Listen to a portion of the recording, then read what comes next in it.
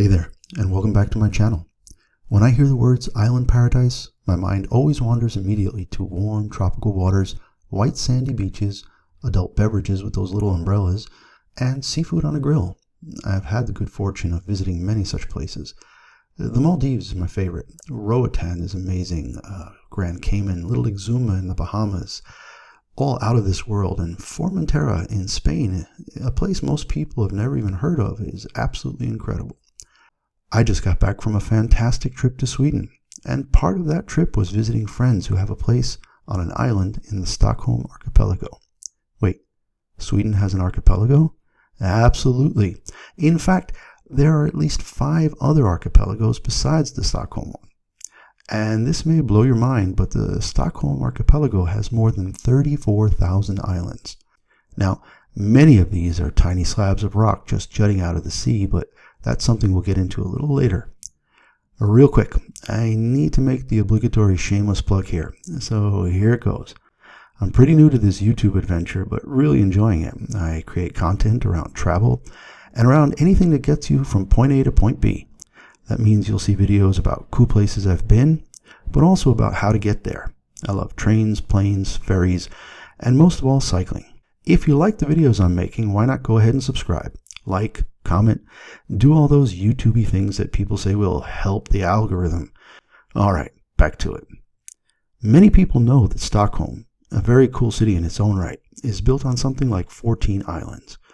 The city has done an amazing job of bringing all those islands together with bridges and public transportation, subways, buses, bike lanes, and ferries. And some of those ferries go out to some of the larger inhabited islands of the archipelago. So the island group starts there and continues east and north and south away from the mainland. So, how did I find out about all of this? My friend's family has had property on one of the larger islands named Svartlöga for decades. Svartlöga is about 3.5 hours by ferry from Stockholm on the Waxholmsbolaget ferry line. Hope I didn't butcher that too bad. But we got there through a more indirect route. We drove from Stockholm to just past Svartlöga. This involved a short, free ferry ride with the car on the boat that goes from Luster to Stana. That connection has 2 boats running back and forth most of the day in 15 to 30 minute intervals. This ferry has an open deck, takes about 50 cars plus bikes and some walk-on passengers, and it covers the 1 kilometer crossing in about 5 to 6 minutes. Now, just past Svartlöga is a small harbor where our friends have a boat. We packed all of our groceries and luggage onto the boat, got our life jackets on, and headed across the water. It took about 30 minutes. We passed dozens of small islands, some inhabited and some not. Most of the cabins we saw had the traditional red painted wood siding, and all had a little dock. Before long, we were navigating the last few hundred meters to that dock. The water is quite shallow, and navigation requires some care. My friends have nautical maps on the GPS, and those were excellent guides. We landed and were instantly taken with the peace and quiet. The island has a very rocky foundation, and forests cover most of it. Summertime finds Svartlöga populated with Swedes enjoying a long and well-deserved vacation in a cabin. But there is a catch, maybe several catches. Svartlöga does not have hotels or a store. Well, there are some kids who sell ice cream out of a shack for a few hours each afternoon. The island doesn't have a restaurant, and it's not connected to the Swedish electrical grid. There is no sewer system and very few wells. It does have a cell tower with very good reception. There are a few public docks for the ferry and for day trippers, but the shallow water and shoals surrounding the island make it somewhat tricky to navigate. You may be wondering why I think this place is paradise. Well, it simply is, and I think the 300 or so families who have cabins and homes on the island would agree. It is the perfect place to unwind.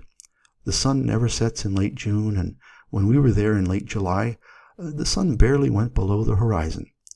But you do need to be prepared to stay out here for a vacation or the summer. You need to be autonomous, and the folks with cabins here are most definitely that. Let's go through what I mean. If you want power, you'll need a generator or solar power. Generators are noisy, and you'd need to keep bringing fuel from the mainland.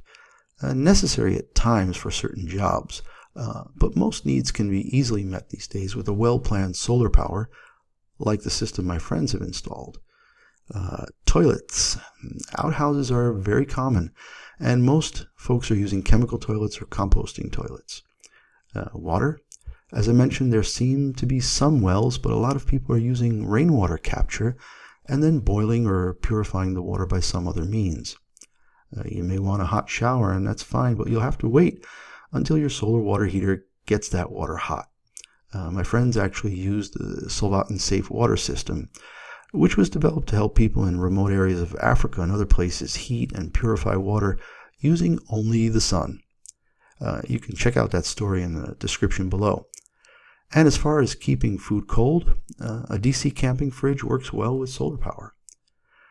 For cooking, you're going to need a propane grill and maybe an Ooni pizza oven like my friends have. We made 9 pizzas one evening for the entire extended family. I was so amazed at how well that oven worked that I've now ordered the one linked in the description below. So you have to bring food and other essentials from the mainland, but it's well worth it. The island has several nature trails, and they are lined with wild blueberries and raspberries. There are some historical buildings, and we met several very friendly islanders who are happy to chat. On that subject, I can't get over how incredibly fluent all Swedes are in English. We even spent an hour chatting with a crusty old-timer in his 80s, one of the few people who live on the island full-time. As soon as he heard that we were visitors, he switched seamlessly into English. My friends also have several kayaks and a Hobie Cat. I spent hours kayaking to different islands and getting out and walking around. There were other islands that were nature preserves that you can't go on, but you can paddle around them. This brings me back to a point I made earlier about the number of islands in the archipelago. 34,000. So here's the thing. Sweden has something called allemansrätten. More or less, it means the freedom to roam. Norway, Finland, Scotland, Switzerland also have similar laws, some written, some simply generally accepted. Basically, it means that you can camp almost anywhere on public and in some cases private property as long as you do no harm and leave it as you found it. So think for a sec, 34,000 islands, many the size of a football field or even less, all free to camp on. And you say you really like sailing or kayaking, and maybe you're willing to carry enough food for a while, you could basically disappear into this amazing archipelago of islands and enjoy unlimited free camping. I might have to try it just so I can make a video about it. Technically, you could paddle or sail from Sweden all the way to Finland. I've studied the maps. It would take several weeks, but the longest stretch of open water is only about 18 to 19 miles. Something to think about. Anyway, I need to stop daydreaming about that and wrap this up. Sweden has thousands of islands. Svartlöga is a large one that is absolutely stunning in its beauty and simplicity. It takes you back to a simpler time. If you are lucky enough to know someone there, you need to go. If you are sailing, yachting, or kayaking around the archipelago, it makes a nice stopover to stretch the legs. A day trip from Stockholm would be a long day, but if you combine it with other ferries to other islands, I can see a multi-day trip coming together here. The Waxholmsbolagets ferry route map looks more impressive than subway maps in many large cities. So after 3 days of heaven on Svartlöga, my friends shuttled me back to my car on the mainland, and I started my road trip home.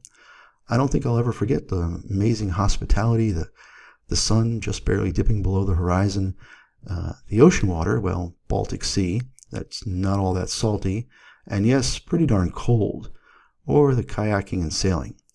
But after a few hours of a kayaking workout, nothing beats a quick dip in 15°C or 59° water. I hope you enjoyed this video, and next time you're in Sweden, think about a trip out to one of the many beautiful islands there. Thanks for watching, and I'll catch you next time.